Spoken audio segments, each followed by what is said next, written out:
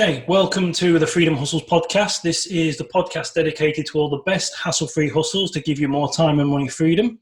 I am Andy Lehman, owner of freedomskillsacademy.com, and he is John Banks, owner of sideincomeman.com. Okay, John, so what's the topic of today's discussion? Okay, so welcome. So today's topic, episode 3, is we're talking about time management today. So I often get a lot of people asking me over on Instagram and in the group, and often, across all the social media channels, that they just don't have time. I always get this, I don't have time. There's no way I have enough time. I can't run a side business. Yeah. I don't have enough time. There's no way I can start a blog. I don't have enough time. So we're going to be talking about that, and we're going to be sharing some of our own experiences. Yep. And then perhaps talking a little bit more about that. So, I don't know if you want to start off, or do you want me to kind of go ahead? Well, it's interesting what you said about time, because as you say, a lot of people think they don't have the time. One of the things that I've often thought about is that which helps me, because that is, we're all basically got the same time. And if you've got a notebook, if you actually write down the things that you do over a week, sort of categorize everything, you'll actually see that there's a lot of time that you could take from other things. Yeah.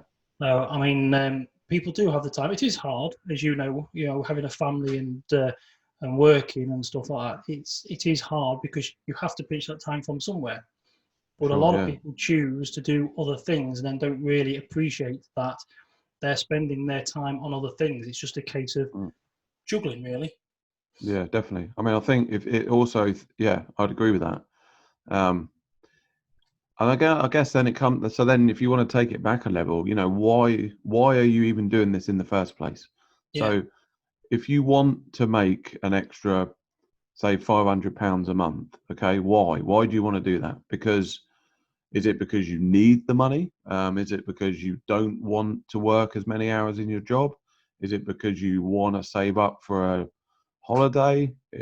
Or do you want to earn more? So, do you want to earn more sort of like around the 4-figure mark, say £2,000 a month or dollars, and then you're talking about perhaps maybe even making the shift between the traditional 9 to 5 to the more kind of freedom skills that we're talking about. But in order to do that, obviously you have to put the time in. It isn't going to come free.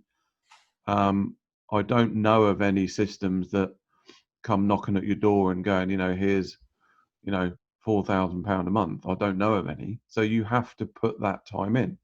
So again, it comes back to the why are you doing it in the first place? And like you said, if you want these things really, really badly, or if you really feel that you need them, or if you feel that it will make that much of a change in your life, then you have to sacrifice. It's a balance, isn't it? Do you need to watch 3 hours of Netflix a night? Do you need to watch, I don't know, do you need to play 3 hours of Xbox a night? Do you need to sit when you're on the commute to work, when you're on the train to work? What do you need to sit on your phone on Facebook or on Twitter? Or could you be, like you shared the other week, could you be narrating a blog post or writing down a satirical article in that time? There is always windows, I think. Well, definitely. It definitely just comes down to how you manage it.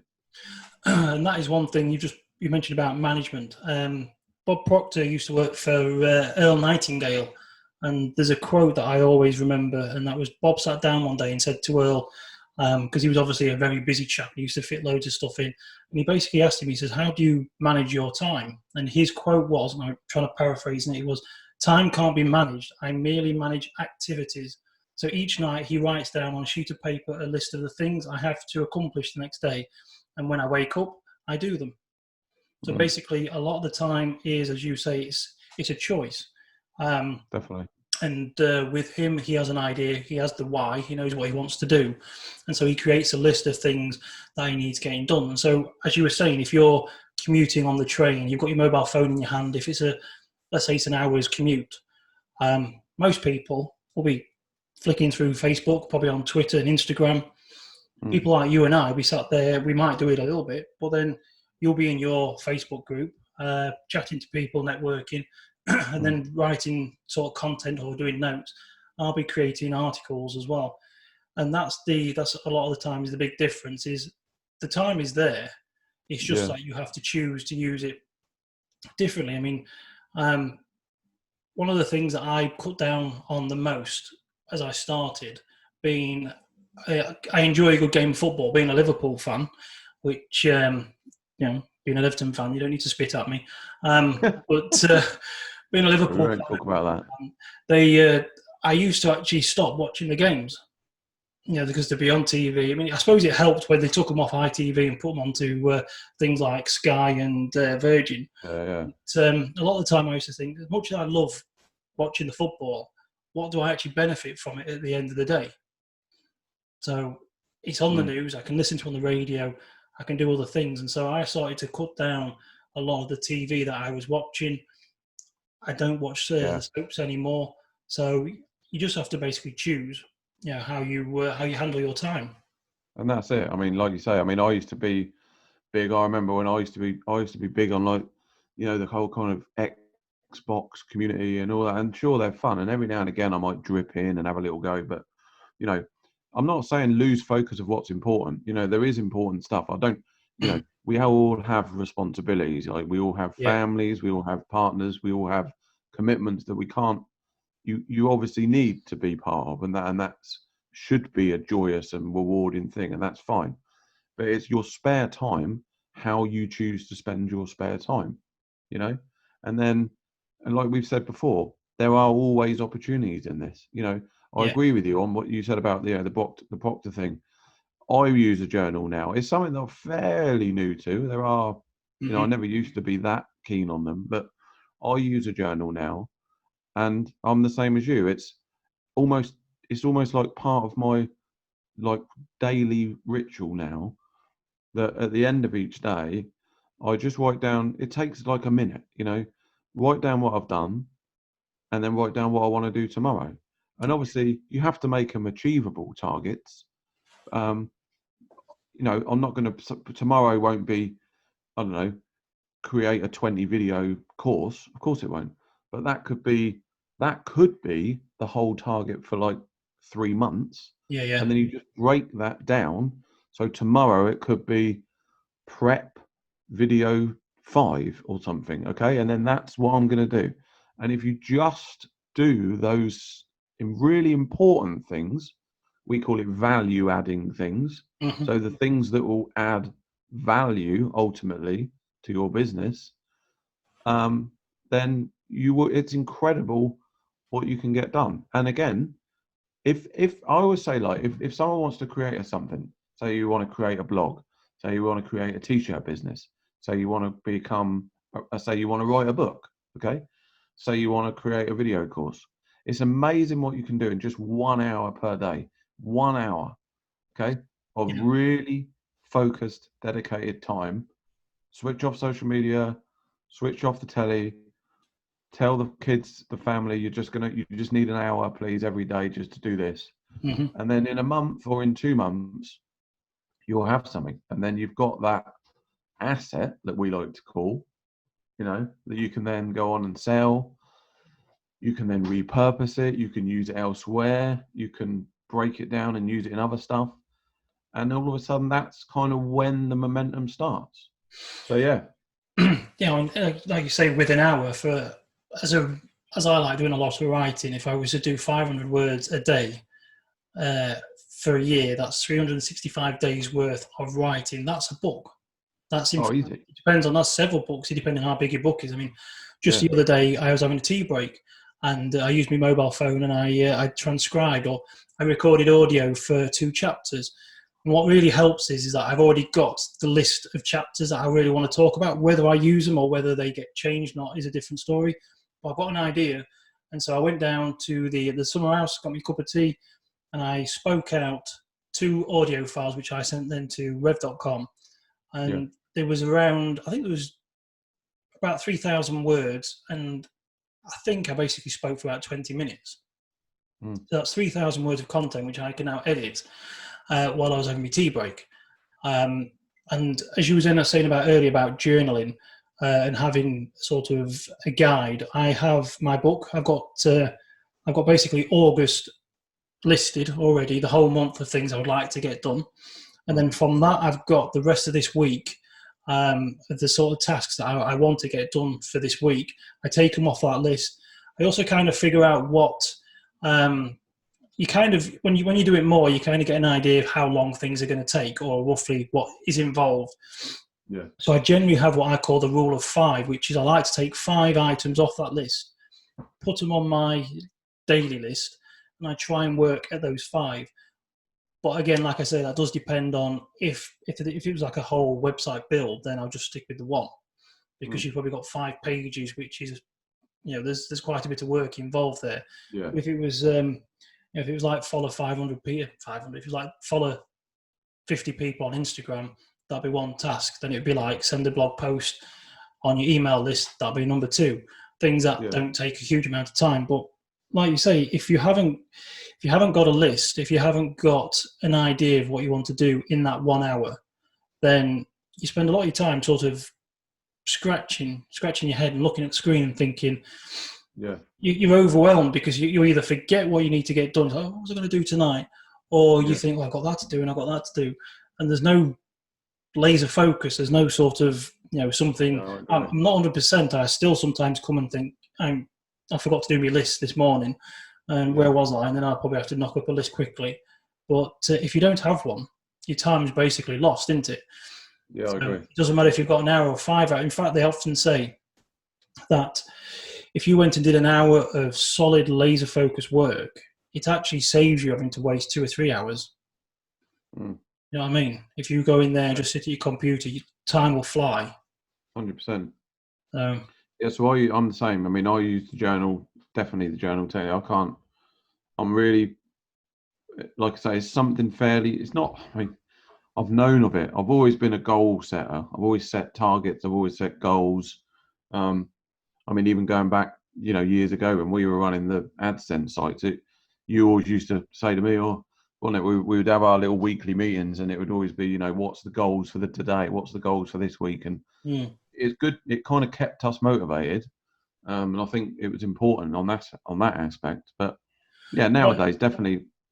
Go on. Yeah, I was going to say, can I just chip in? That reminded me. The good thing about using things like Google Sheets was that we was able to sort of give a list, didn't we? We assigned each other tasks to do over that week, which we could refer to and tick it off. So then we would decide you were going to build that page and I was going to write that article or vice versa. Yeah.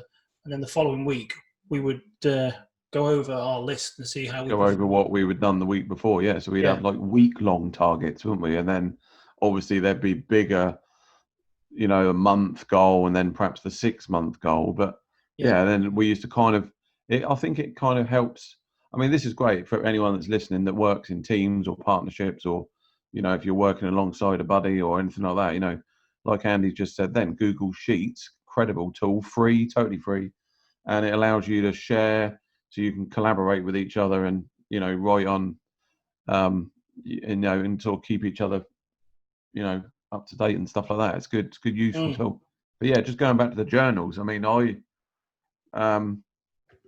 you say now, it's a daily thing for me. I mean, I think it's easy to procrastinate, isn't it? I mean, I'll never say that word, but procrastinate. Nowadays, there's just so much noise out there, isn't there? There's so much distractions. Everyone's fighting for your attention, and that's unfortunately the world we're in now. It is the information age, the media age, and it's 24/7 constantly. You've got a mobile phone, you've got the radio, you've got the telly, you've got your internet, and then all your general family life around it all. And it is that fight to try and get in your head and your space for that second. And I really think that it is important that the focused aspect is so important. Like, people aren't going to mind. You know, if someone texts you and you don't reply immediately, it doesn't matter. You know, trust me, I do it all the time. I responded to a guy who was asking me about Amazon FBA this morning. He texted me at 9:30 last night, and I didn't even see it until about 11 o'clock this morning. It doesn't matter. People are okay about that now, you know. So you don't have to worry about instantly answering to stuff. Forget the whole kind of notifications and your social media thing. That's a complete load of garbage, you know. Yeah. It doesn't matter. None of that matters. What matters is that you really just knuckle down and just focus on the task ahead. It's And like, then use that time. just like you were saying there about the notifications or not answering people on time. I used to, years ago, get grief off my mother because she would ring up and I would never answer my phone. And she would like, oh, why didn't you answer your phone? I've been trying to ring. I was like, I didn't want to. And my argument was, it's my phone and it's my time. And if it's really an emergency, they'll keep going and you'll eventually give up. But if I'm busy doing something and the phone rings, I know full well if I answer it, then my train of thought's going to be gone. And we live in a world where there's, they can leave they can leave a message on your answer phone or on your mobile.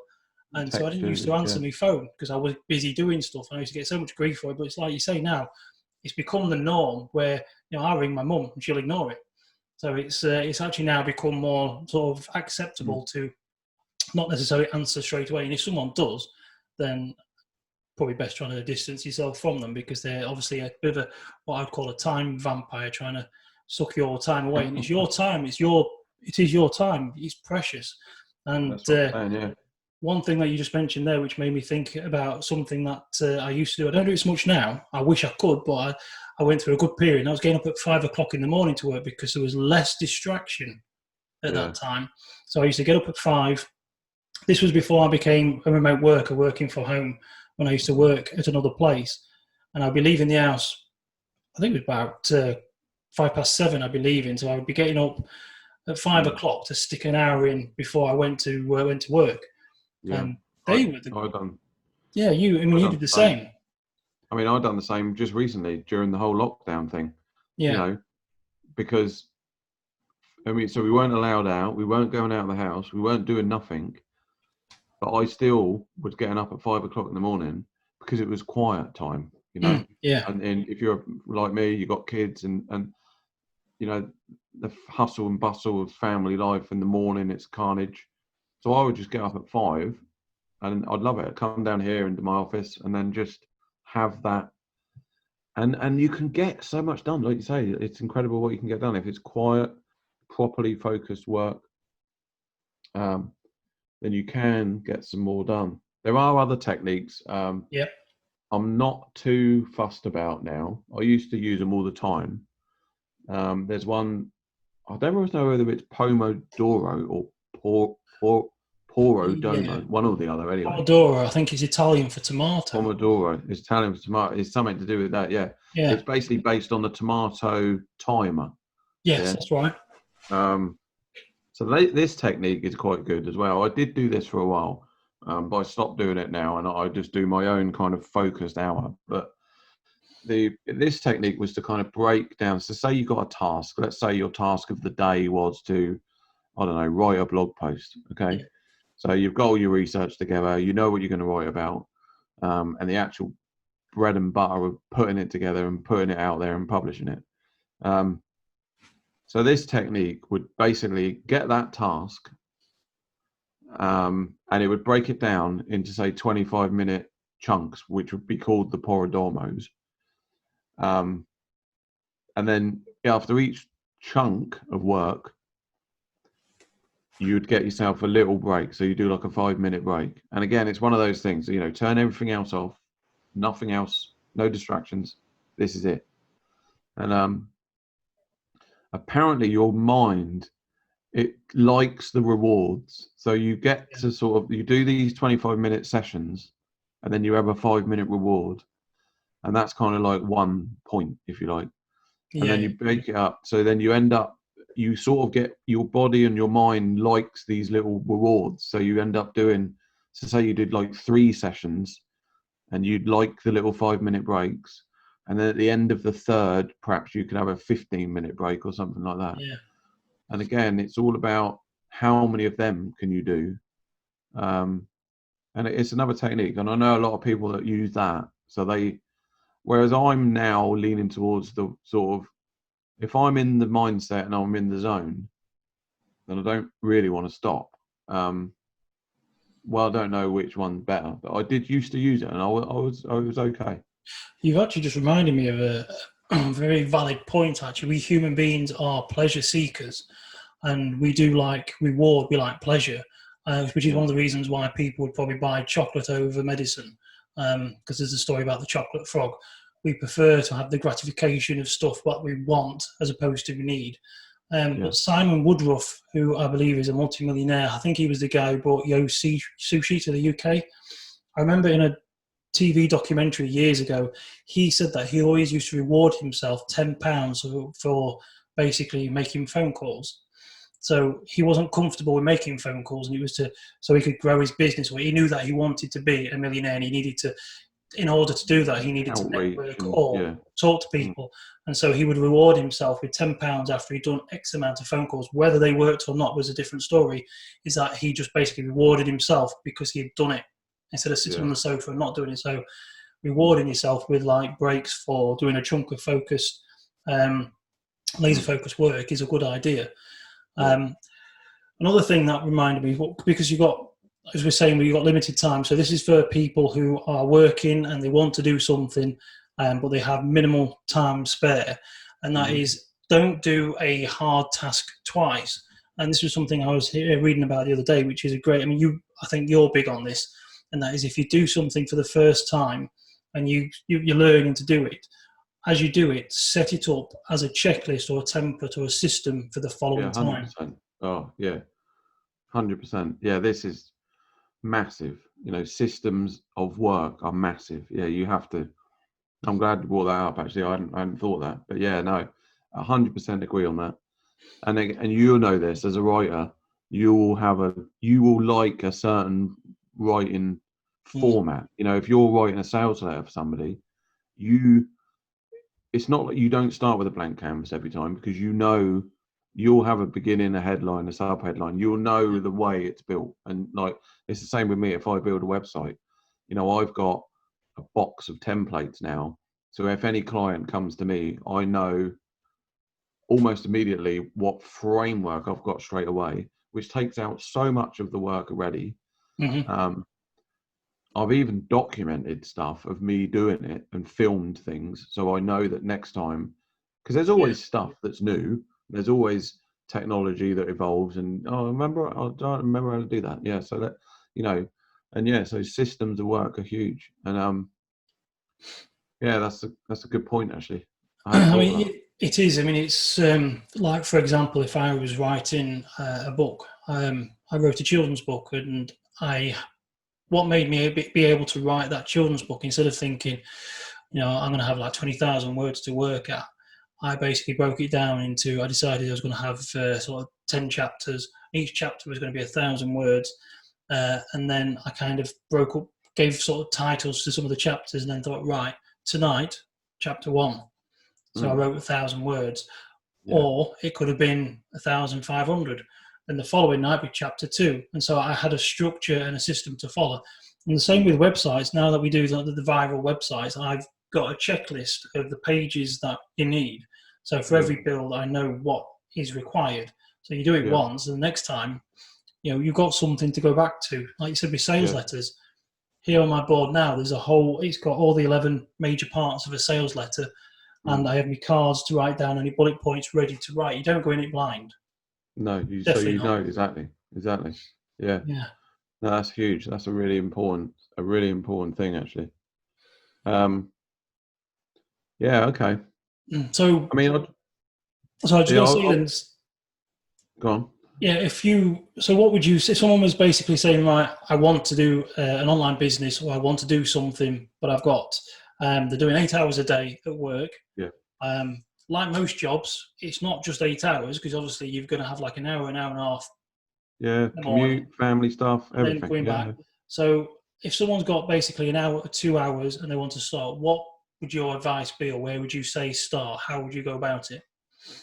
Okay, so the first thing I would 100% do is I wouldn't focus on the whole thing. Okay, Yeah, because you're never gonna. That's when people get overwhelmed. Okay, if you said, "Well, I want to build a 4-figure a month e-commerce store," okay, and you knew nothing about it, okay, where the hell would you start? Okay, so the first thing I would do is I would almost certainly break everything down. So yeah, break everything down into chunks, which is what we've talked about before. So, in that example, your first thing would be research. Okay, what what are you going to start selling? Why are you going to do it? And then I'd just break the whole thing down, and then I would literally start with the notepad. Pad and pen. I'm an old-fashioned guy like you in that aspect. I like the whole technology stuff. That's fine, but you cannot beat just a pen or a pencil and a notepad, and then journals. And then I would really strip it down. Go strip everything back down. You know, the old saying, Rome wasn't built in a day, and all that. You have to break it down into small steps, and then find a part of your day where you do have an hour, because everyone does, and then just go with it. And it's amazing. People put stuff off, and often the hardest one is that first step. yeah. The hardest part is often that first hour, that first week, and then we're creatures of habit. We've talked about this as well. We're creatures of habit. Once you start doing these things, once you start going, oh, it's 8 o'clock now, I'm going to go and work on my business for an hour. Once you've done it for a week, it becomes easier. Once you've done it for a month, it's a habit. You do it. You don't even think about it. This is what I'm going to do now. This is my hour. That's what we are. That's what we do.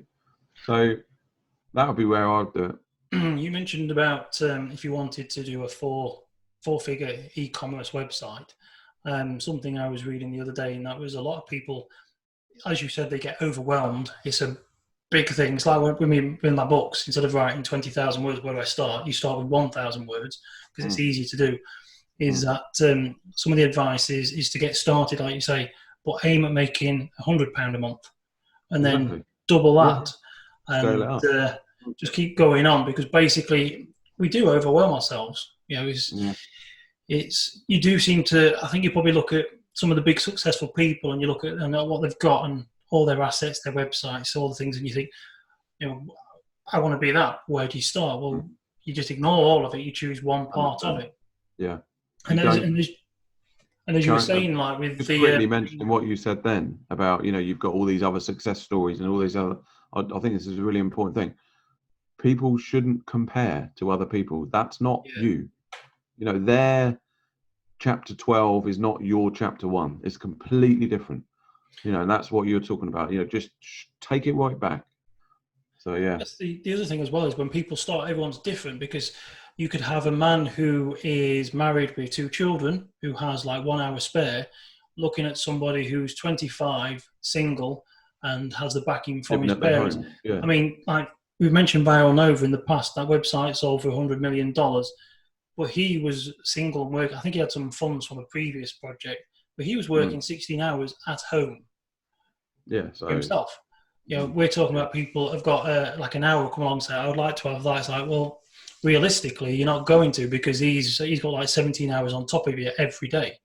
Yeah. So, but I think one of the most important things, like you often said, is even though we're talking about working online, we've got fantastic tools, we've got fantastic softwares.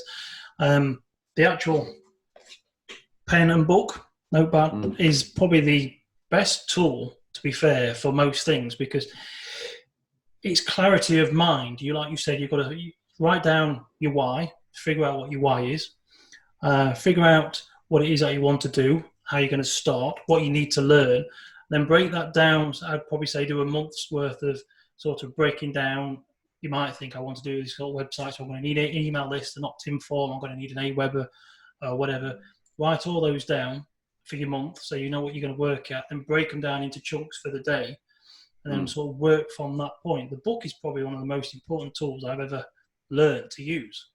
Yeah, It's just, I think I'd agree. it's definitely powerful stuff when you write things down, because it's just you've got something to refer to. If you haven't got it written down, you're in your head, and then you forget. So I love a notepad. I've got them scattered about all over the place. yeah, But yeah, I mean, I do use the online, obviously, one 'cause it's handy. But so me if you're on the too. go and you think about something, Mm. But yeah, as soon as I get home, if it's that important, then I'll write it down as well. I mean, Google Keep Notes is good. That's another app which is free. I use it on my Mm. phone. If I'm out, I can take a note. But like you say, with it being online, because you're not seeing it on your table, you forget it's there and you forget to look. So it's Yeah, always that's handy right. having the physical thing to hand. Like, so the Okay, other well, I thing, think we've covered.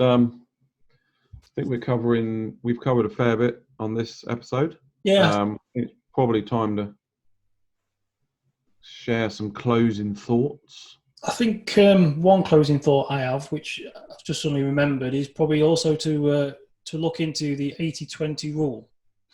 The 80-20 rule, that is where you basically, which is where your notepad comes in, because you can often, at the beginning, it may not necessarily be as necessary straight off, but 80-20, it's not always 80-20, but it's known as Pareto's principle.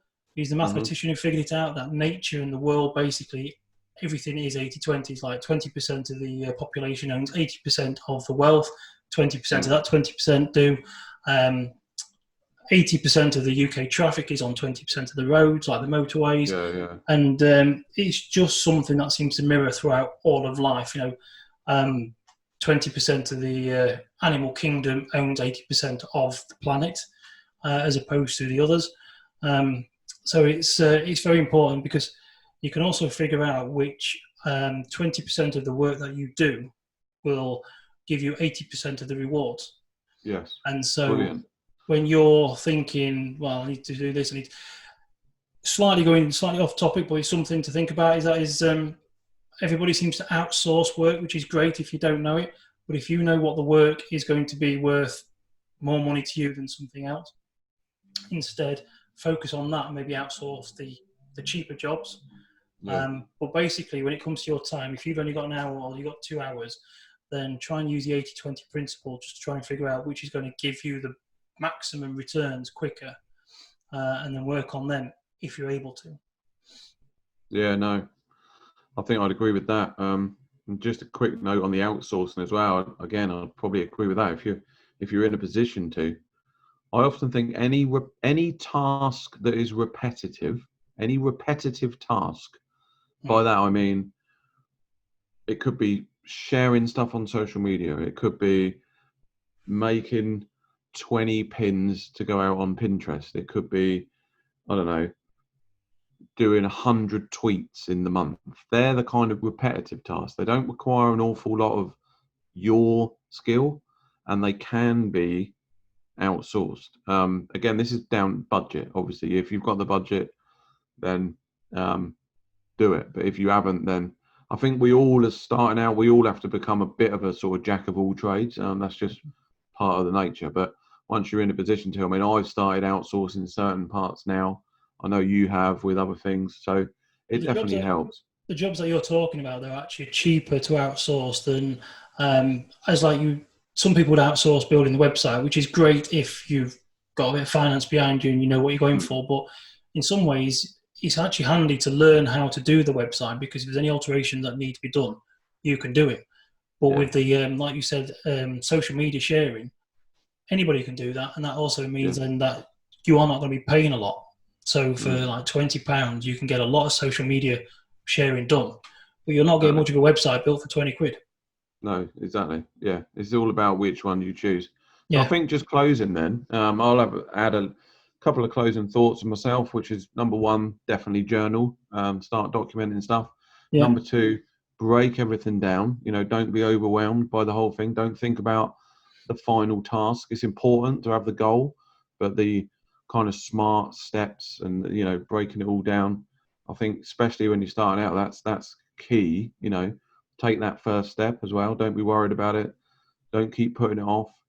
There's a saying in the world, in the digital world, in there, which is imperfect action is better than no action. Yeah.